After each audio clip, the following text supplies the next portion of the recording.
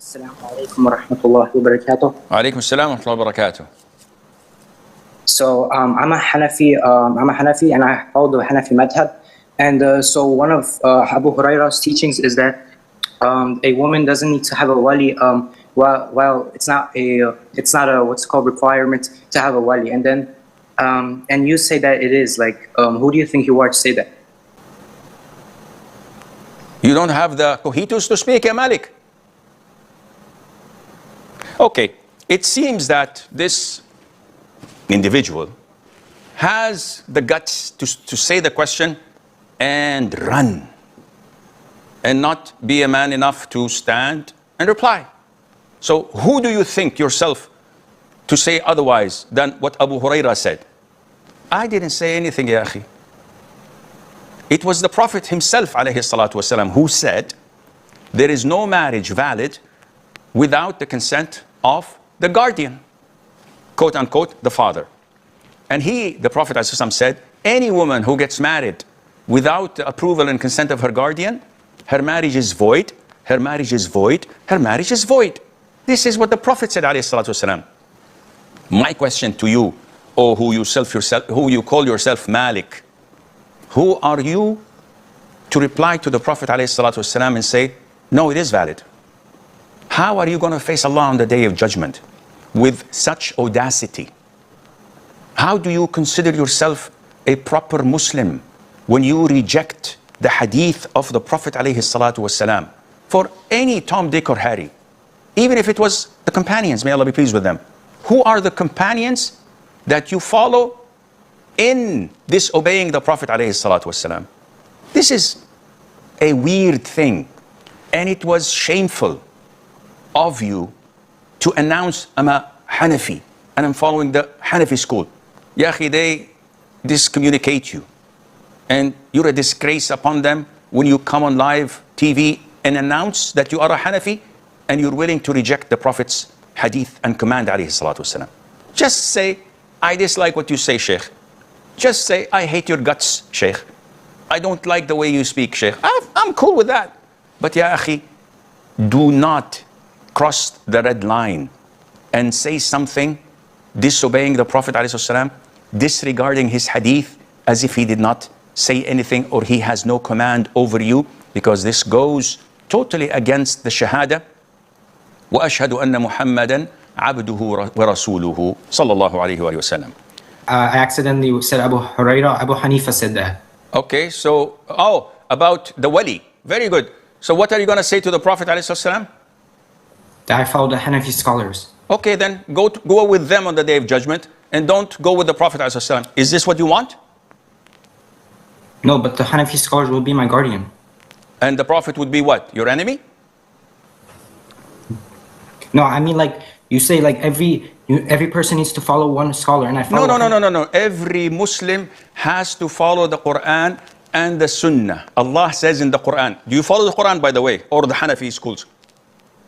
Yes, I recite the Qur'an and I... Very good. Very good. Allah says in the Qur'an, وَيَوْمَ يُنَادِيهِمْ فَيَقُولُ مَاذَا أَجَبْتُمُ الْمُرْسَلِينَ.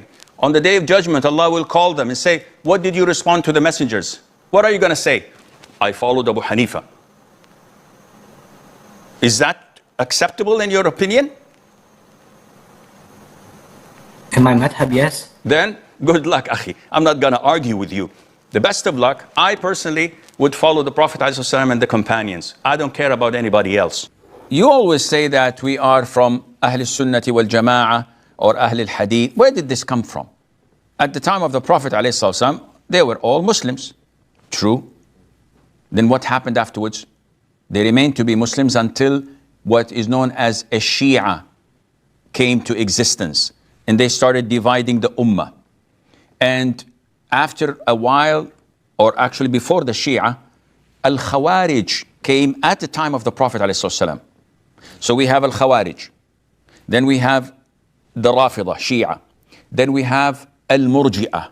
Then we have al-Jahmiyyah.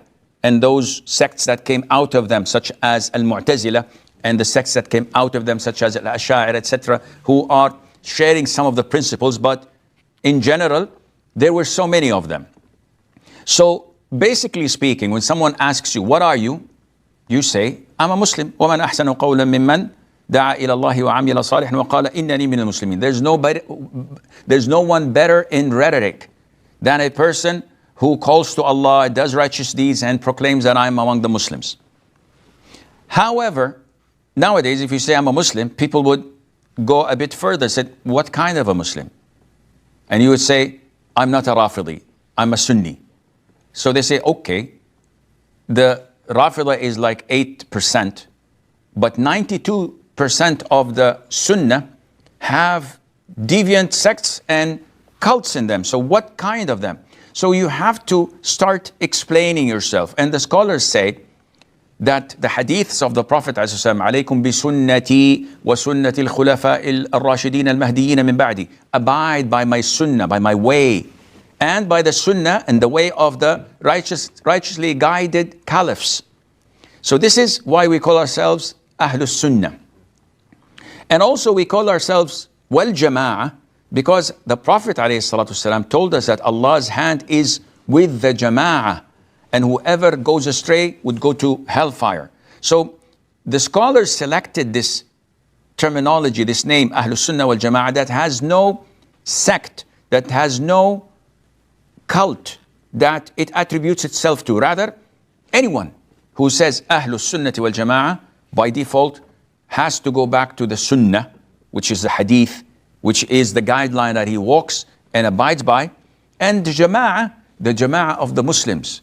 So he abides by the Muslim ruler, whom Allah Azza wa Jal and His Messenger ﷺ ordered us to obey, the Muslim ruler, even if he was sinful. So this is where it came from. And nowadays, ignorant people may come and say, this was not at the time of the Prophet ﷺ. True. Also, printing the Qur'an was not at the time of the Prophet ﷺ, but it is a necessity, and it was needed. Having masjids with carpets and air conditioning and lights and microphones and speakers was not at the time of the Prophet ﷺ. But again, so it is not for laymen to come and just simply scratch off things they don't understand or they cannot comprehend. Rather, it is for the scholars of the deen. And it's like someone coming and asking, how is it this neurosurgeon is doing this procedure to remove something from the spinal cord and to do this? Akhi, who are you? What did you study? I did biology in primary school. Subhanallah. Now you're questioning this. So again, we have to be really careful when we question things about religion, and when we try to find justifications, ask. This is totally permissible, but not object. And there's a big difference, and Allah knows best.